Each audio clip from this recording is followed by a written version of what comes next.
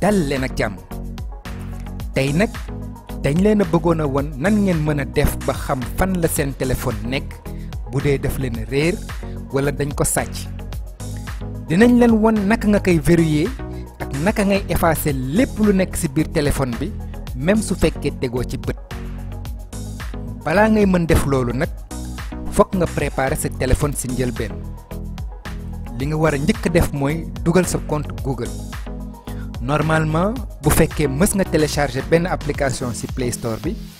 mën nga jàpp ne sa téléphone am na compte Google ba pare bu dee nag sa téléphone amagul compte Google mën nga dem paramètres personnel compte nga yokk fa sa compte Google après da ngay vérifier ndax Google mi ngi gis sa téléphone naka da ngay ubbi page bii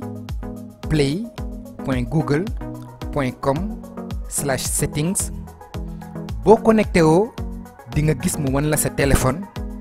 buñ ko coché mooy Google mën na ko gis bu loolu weesoo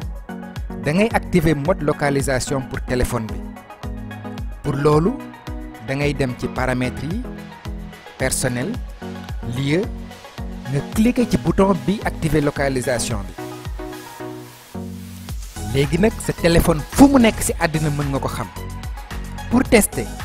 da ngay dem rek Google nga tapé find my phone maanaam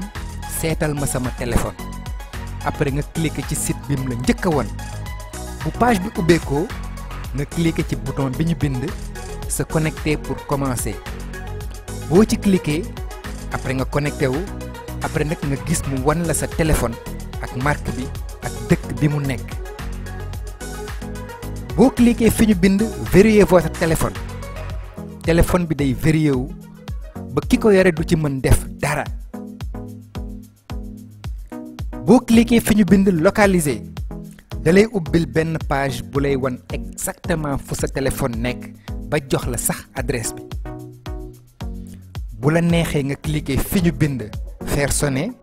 téléphone bi daal di sonner ci saasi ak fu mu mënti nekk wala nga cliquer fi ñu bind activer la sécurisation et l'effacement pour que photo yi nga dugaloon yépp ci téléphone bi effacé wu ñu fàttali leen nag ni astuce biñ leen won ci téléphone Android rek nga ko mën a appliquer lii lañ leen andiloon tey di leen jox dig daje ba beneen yoon ak beneen astuce